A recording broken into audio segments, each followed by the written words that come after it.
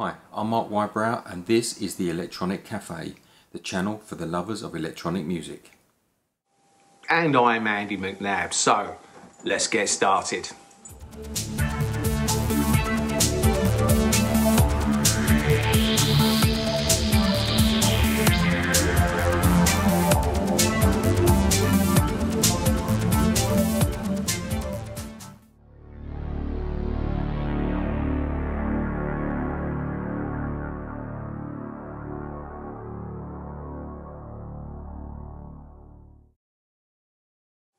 So welcome to this, the penultimate episode of 2020. We had an amazing response to the three-part we did with the legendary Rusty Egan. Thanks again to the great man. And giving us that exclusive that Visage are playing next year at the Wii Festival in August in Belgium. I'll ask Mark to put a link here where you guys can go and buy tickets in advance. It's an amazing lineup. OMD, Heaven 17, Human League for starters, plus Visage. I mean, come on, that's incredible. Wanted to do a couple of call outs to some of our friends at Electronic Cafe as well. First off, Mark Volderhaus. We're big fans of his music under his own name and the Detox Twins moniker, which was the first Hot Stuff album we reviewed in our very first episode. Anyway, Mark has launched a super cool single called Lights and Faces, Faces and Lights, available from Bandcamp to download, or I think it's on 7-inch vinyl from Polytechnic Youth. And also check out the video on YouTube, but I'll ask Mark to put his Bandcamp link here so you can go and check this guy out. So love him, can't wait for his new stuff to come out. And then the other shout we wanted to do is for our good friends Jonas Ranson and Laura Locke, who together are known as Zero Set. They have a great new debut CD LP called Acton Monument. It's available to buy direct. And again, I'll ask Mark to put the link here so you guys can check it out. I really think you should have a listen to this, especially if you're big fans of early Ultravox, Visage, Associates. And I think it's also worth noting there was no computers used in the making of this album in terms of the performance and recording, and it bristles with energy. So go check it out. I really like this, and thanks guys for sending me this copy. It's really cool. And also our dear friend Phono Head will have another mini release out next month. Can't wait for that, before his next album is going to be out in 2021. So some good stuff to check out now. And again from Mark Volderhaus, and some good stuff to look forward to.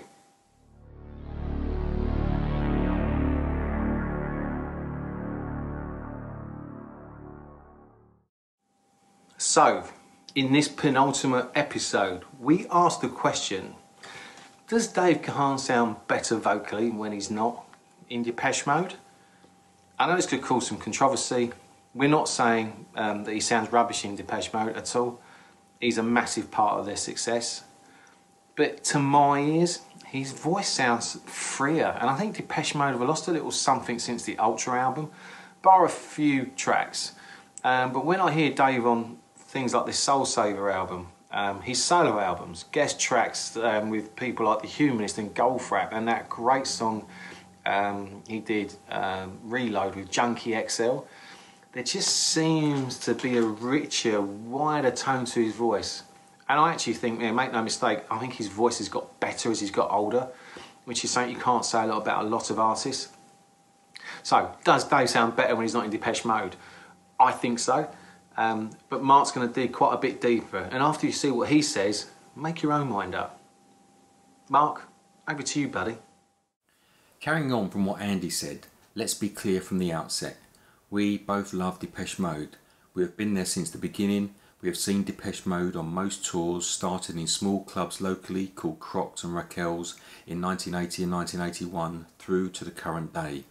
We are big Depeche Mode fans, but we were talking recently and we were saying that we often play the Dave Gahan solo albums, but we feel with diminishing returns on every Depeche Mode album, say Exciter through to Spirit, we hardly play those albums. And that is why we posed this question. Over the last 20 years, is Dave Gahan's solo work better than that of Depeche Mode's? We all want to be heard. You're wasting precious time.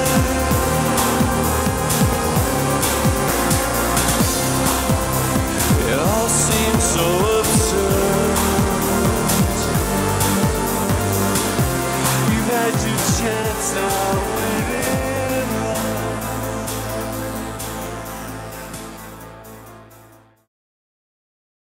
As we know, Dave Gahan is without doubt one of music's most influential and enigmatic characters.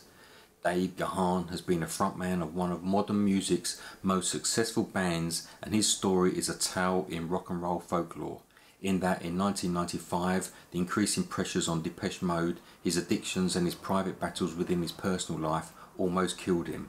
Well, more correctly, it did kill him. In 1996, Gahan overdosed, resulting in his heart stopping for 2 minutes until he was revived by paramedics. But all of that is another story in itself. It's fair to say that Dave Gahan felt stifled within the confounds of Depeche Mode. Martin Gore wrote the songs, and how can we argue, brilliant songs, and for years the production, augmented by the ear and skills of Alan Wilder, Depeche Mode went on to become one of the biggest and most successful bands in the world. If it isn't broken, why fix it? But then, in our opinion, it did break. In 1995, after the Songs of Faith and Devotion album, Alan Wilder left Depeche Mode, and for all albums from Ultra onwards, Depeche Mode were effectively a three-piece. During the making of Exciter in 2001, Dave Gahan expressed his desire to write songs for the band, and subsequently his discontent, since the songs he was writing weren't deemed to be acceptable. So from the abyss, Gahan has bounced back, he cleaned up and he forged a new acclaimed career as a solo artist, running parallel to Depeche Mode's.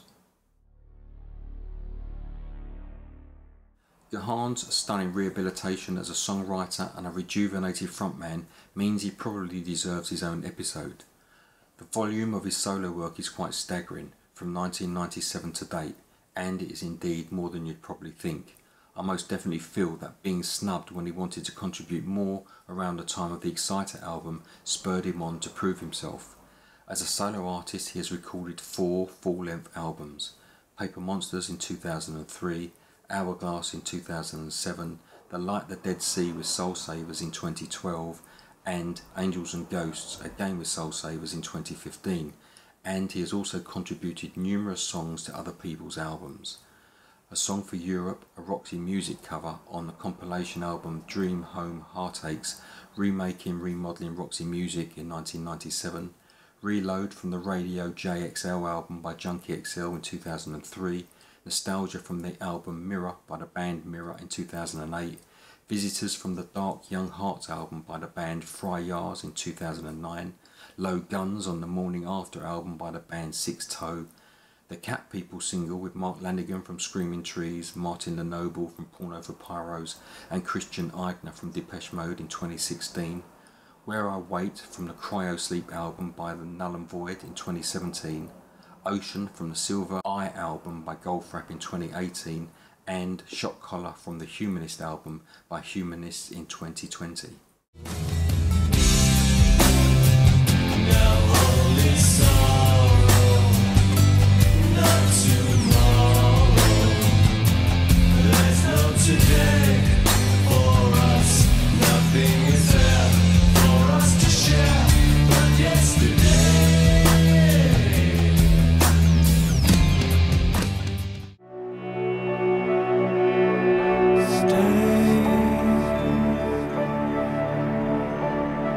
Wait until tomorrow. Please stay.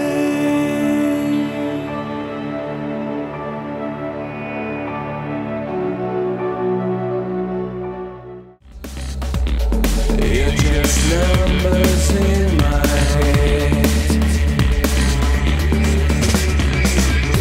So pick yourself up and dust yourself down. Pick yourself up and dust yourself down.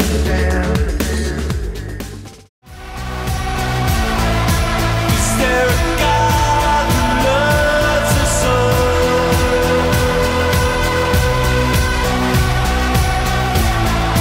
Do we believe in another love?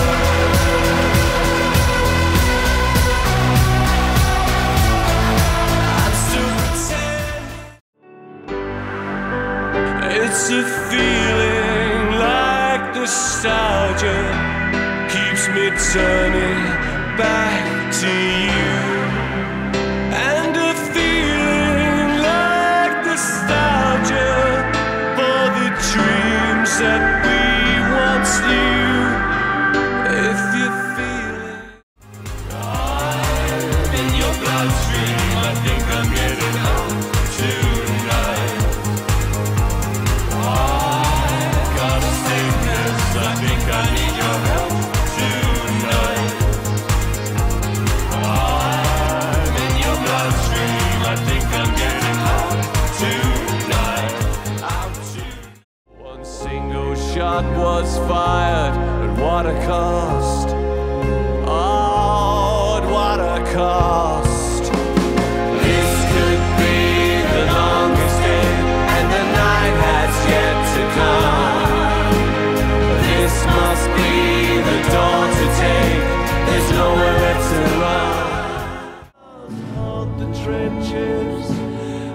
phantom train. Now fire with gasoline. So long, so long, so long.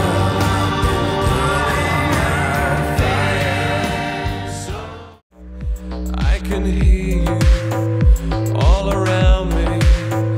I feel free. There is comfort here, where I wait for you. There is sunlight. Every time I think of you, I see the dark, I hear their hooves. They're coming, they're coming. Oh, you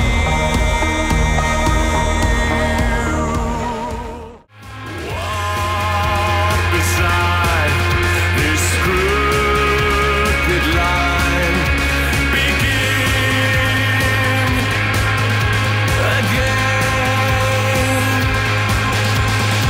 I never lied, never, never lied, never lied, never, never lied.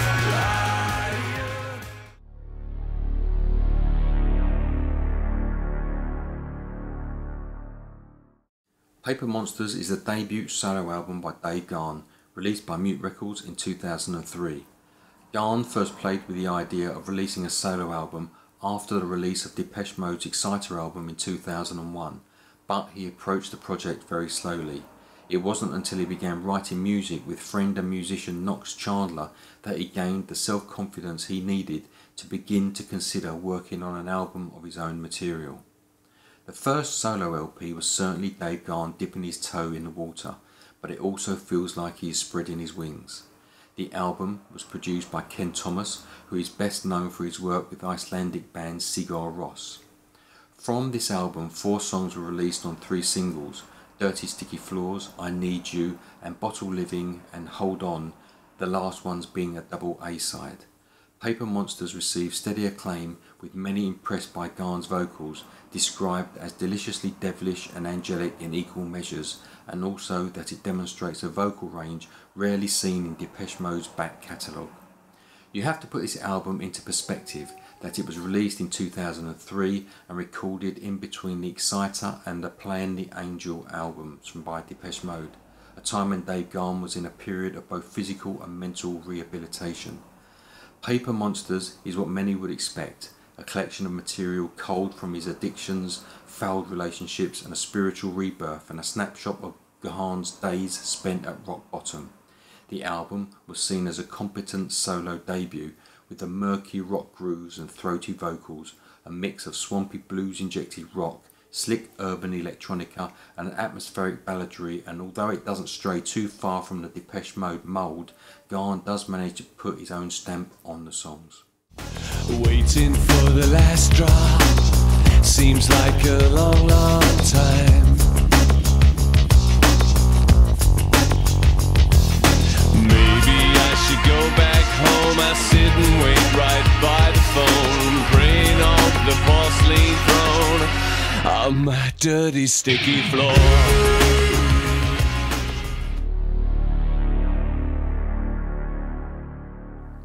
Hourglass is the second solo album by Dave Gahan, released in 2007, in between the Depeche Mode albums Playing the Angel and Sounds of the Universe. It's 2 years after Paper Monsters, and Dave Gahan is on a roll with Hourglass.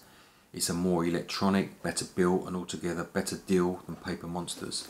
For Hourglass, I read a review that simply said, Dave Gahan, what can I say? Depeche Mode haven't had a good album in a number of years, but the boss has pulled it out of the bag on this one.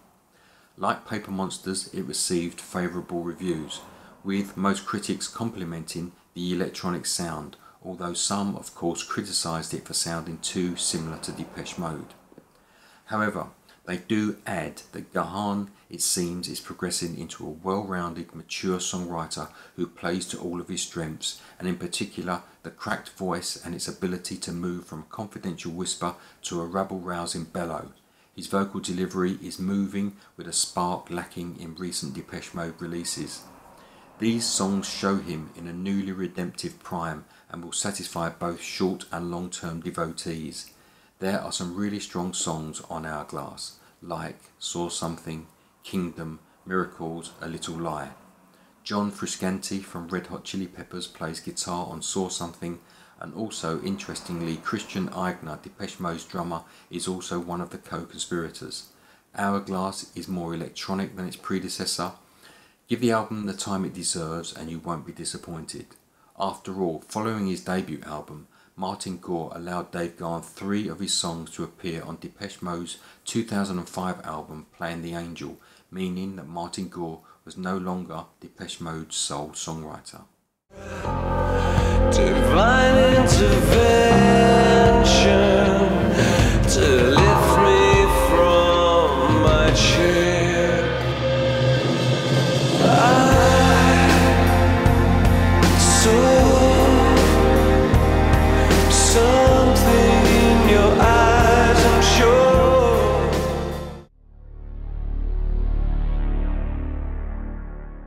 It was open for Depeche Mode on a big part of the European tour that we did with the last record, and I've been a fan for years, and I'm, you know, and of Mark's stuff, and we just talked about it, and then Rich, you know, we started to write songs. There was no agenda really. We didn't say let's make a record. It was really just, it's forced. You know, if you just fall into it naturally, hopefully, you know, it kind of works out better, and you know, I feel really good about the way this one unfolded. the more records I make, the more involved I get in, like, don't mess with my vocal. I don't mess with what I did. Yes, it's got some mistakes there, and yeah, that note's a little flat and whatever, but don't mess with it, like, because that's the way it is. And for me, with the Depeche stuff, because it is so kind of like produced, a lot of it, you know, I need to hear. I have to have some kind of element to it that is not perfect. If that makes any sense. Not to say that, you know, what we do is perfect, but it was so different. It's so different to the Soul Savers stuff. It allowed me to go places with my voice that I felt like I hadn't been before.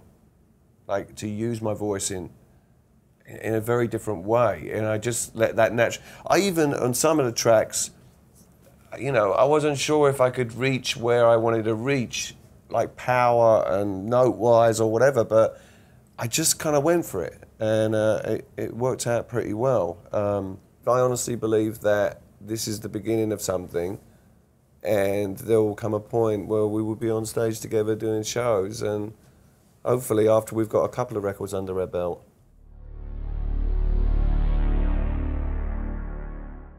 Now, for me, this is where it gets really interesting. The Light the Dead Sea is the 4th full-length studio album from English electronic production duo Soul Savers, released in 2012.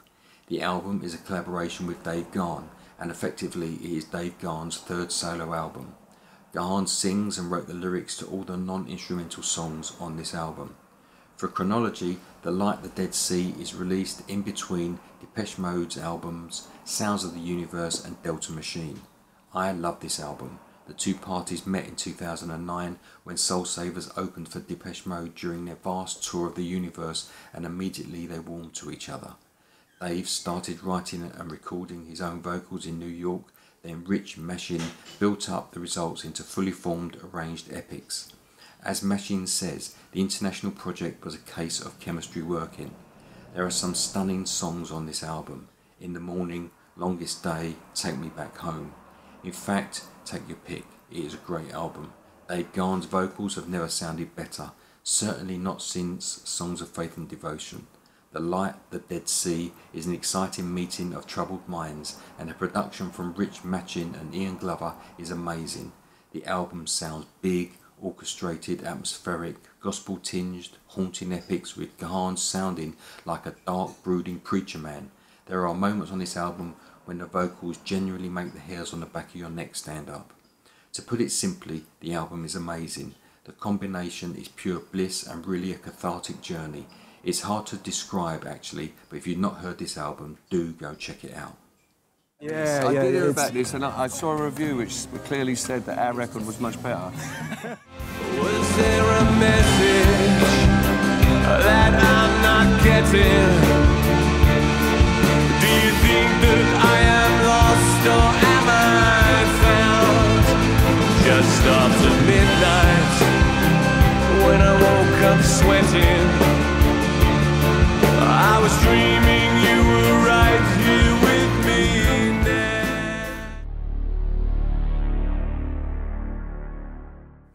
Angels and Ghosts is the 5th full-length studio album, and the collaboration is the 4th full-length solo album by Dave Gahan. Independence is really showing, and by now he has totally spread his wings. The connection of the Soul Savers' down-tempo soundscapes and the kick of Gahan's magnetic charm produced beautiful results. For Depeche Mode fans, this album fits nicely alongside Violator and Songs of Faith and Devotion. Hazy, gospel-tinged and cinematic sweeps with gorgeous strings and choirs, it has a swagger, and Gahan shows his command as one of the best frontmen in rock. There are so many great songs on this album. As one reviewer said, Dave Gahan is the boss. While Depeche Mode continues to struggle with a decent album since Songs of Faith and Devotion, in my humble opinion, Dave Gahan seems capable of doing it all by himself as a solo artist. I say no more. Gahan is sounding strong and rejuvenated. Give this a listen. If you haven't heard it already, do so and tell us what you think. It is amazing. Give it everything you've got, just one more time for me. Moving from the dark, I'm all of this and nothing. So here's the thing. There is no doubting Depeche Mode's ascendancy from Speak and Spell through to Songs of Faith and Devotion. Even Ultra is a really strong album. Certainly their Imperial phase from say Black Celebration through to Songs of Faith and Devotion remains untouchable. Great songs, great production, great melodies. These are albums that we still go back to time and time again. Stripped, Enjoy the Silence, Policy of Truth, Somebody, Strange Love, A Question of Lust, Never Let Me Down Again, World in My Eyes, Walking in My Shoes, Blasphemous Rumours, In My Room. Great songs from great albums. They were edgy, thought-provoking, strong in melodies, controversial at times, pioneering in technology with sampling and synthesizer techniques. However, I don't think the same can be said for Spirit, Delta Machine, Sounds of the Universe, Playing the Angel or Exciter. I'm not saying these albums don't contain some good songs. They do. They contain Wrong, Heaven, Broken, Nothing's Impossible. But those albums, as a body of work spanning 20 years, we certainly don't think that those albums are anywhere near the same stature as the former or contain the same volume of great songs per album. Where are the strong melodies? Where's the advancement? The songs just seem to be built around a loop or a groove, and they feel very one-dimensional. Where are the anthems? Even live they seem a pastiche of their former self, and it really feels as if they are simply going through the motions. Even Dave Gahan live, when he's in the Depeche Mode driving seat, seems like some lounge crooner, throwing these awful shapes with lazy diction to his vocals, with Christian Eigner smashing his way around a drum kit behind him. On the flip side, Dave Gahan with his solo work, in particularly with Soul Savers, or indeed with any of his collaborations, he seems rejuvenated, and he seems to have a spring in his step that he doesn't have with Depeche Mode. Perhaps we're being harsh. Perhaps the inevitable is happening in that Depeche Mode have been going for 40 years, they're all incredibly wealthy, and they have achieved everything they set out to achieve in their career, more so in fact, and the hunger is simply no longer there. As a creative force, it is now just Martin Gore and Dave Gahan, and I can't see much coming from Andy Fletcher or the two hired guns in Peter Gordino or Christian Eigner. So perhaps it is us, the fans, craving one more glorious album with an Alan Wilder or a Gareth Jones or a Flood. But going back to what we originally said, We at Electronic Cafe hardly play any albums in its entirety from Exciter onwards, but we regularly play and enjoy immensely the Dave Gahan solo work. We have both been Depeche Mode fans for 40 years. We've seen Depeche Mode in tiny clubs with their synthesizers propped up on beer crates, and we both love Depeche Mode. But I know it's a contentious thing to say, but does anyone else think that Dave Gahan's solo output has overshadowed Depeche Mode's over the last 20 years? Let us know what you think.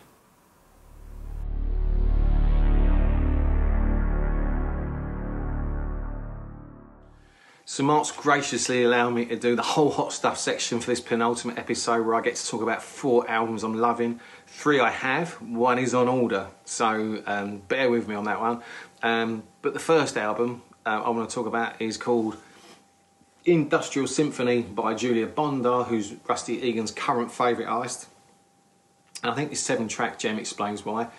Julia is a Ukrainian-born, Barcelona-based electronic music artist, singer and songwriter. And I think she's really coming to her own on this album. If you're into atmospheric industrial music, then this is required listening.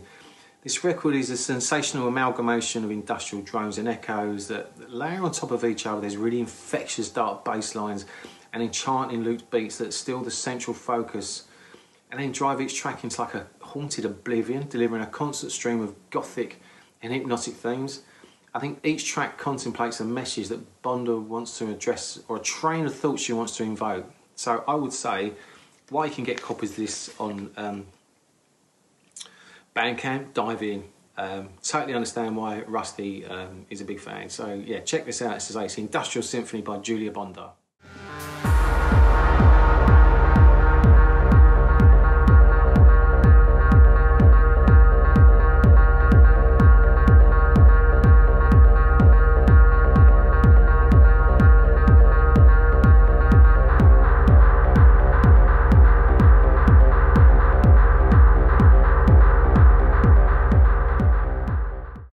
And the second album I want to recommend for this through one of our Facebook friends, Maria Leon Papadaki. She posted this on Oraculo Records, and this is an amazing album. They're a minimal synthwave duo composed of Berlin-based Polish artists, actually, Michael Ludarg and Lee Margot. They started in 2019. They've released a series of EPs and an album called Church of No Religion, showcasing really haunting, seductive and a nocturnal brand of kind of synth music with skeletal structures and really cool female vocals. Earlier this year they published the first part of Deception Island on Oraculo Records, and now that the year is ending they've just released the second part of these 2 EPs. So I think there's just an amazing sound to these guys. And it's kind of filtered by profound and artistic vision full of existential poetry. So part 2 continues the ever-going evolution and redefinition of the band. I think they narrate with a language of their own, and they sort of redefining our world for new visions and views. If you're not already aware of them, I think it's time to make amends. And say, Maria, thank you for introducing me to these guys. I think they're brilliant. I'll ask Mark to put a link up to the album. Maybe, hopefully, I'll put a picture of the cover up to make amends. I mean, not actually, I'm going to hold a copy here. So it's on its way to me. It's supposed to be arriving, I think, end of this month. But yeah, great album. And I say a big thank you to Maria. That's one of the reasons we started this whole Electronic Cafe in the first place. Is not just to hear from me and Mark or Rusty or other people. It's about everyone sharing music they're listening to. So, you know, again, big thank you to Maria for introducing me to them. So check them out. They're called NNHMN, and the album is called Deception Island Part 2. And you can get, obviously, Part 1 on Bandcamp, which is also worth checking out. Double plug for the band.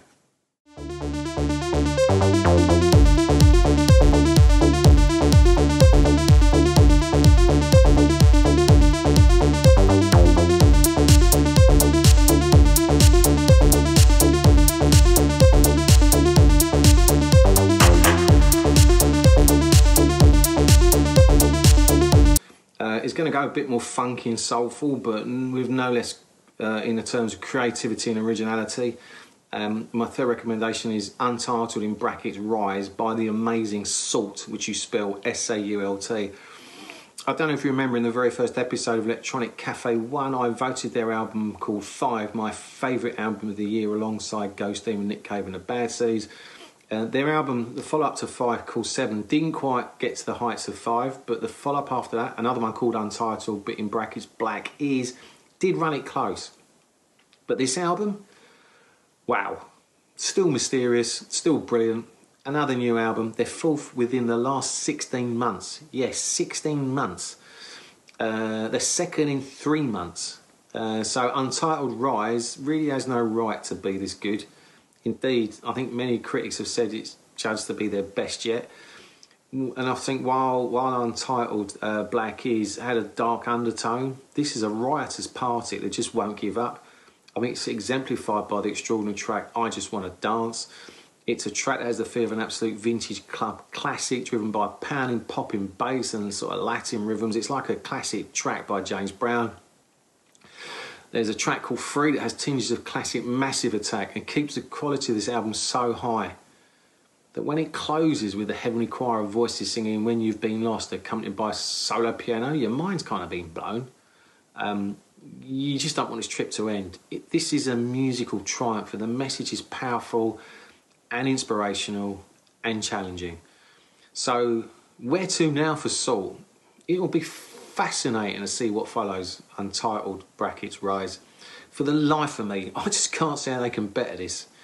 Your ears so deserve it. Check this out. Oh, just brilliant album. I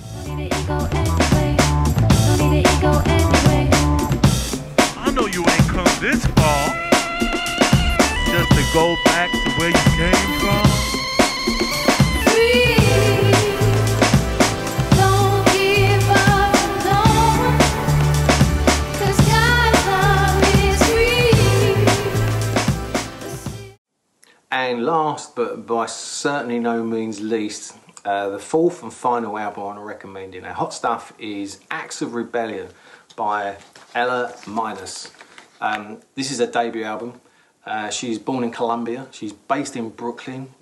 She kind of makes personal political statements amid really soothing and rousing electronic soundscapes, all of which she crafted alone in her apartment using analog equipment.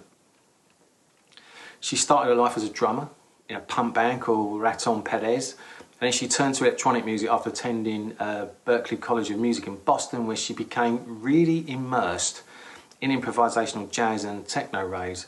I boxed straight away on that. She later became a synthesizer builder and set about herself. The record's infused with a great spirit, from the ambient warmth of let them have the internet to the soundscapes of do whatever you want, all the time, both of which are inspired by anti-capitalist theory. Easy for me to say. If that sounds dry to you, this is anything but. The record shares messages of self-love and resistance, which integrated into its DIY approach, punched through with real resonance. Definitely worth checking this and all the other albums out. Again, let me know if you like what I'm recommending. For me, these are 4 of the best albums out there right now. Absolutely love them. And so, give me your feedback. I really hope that you like what I've put forward.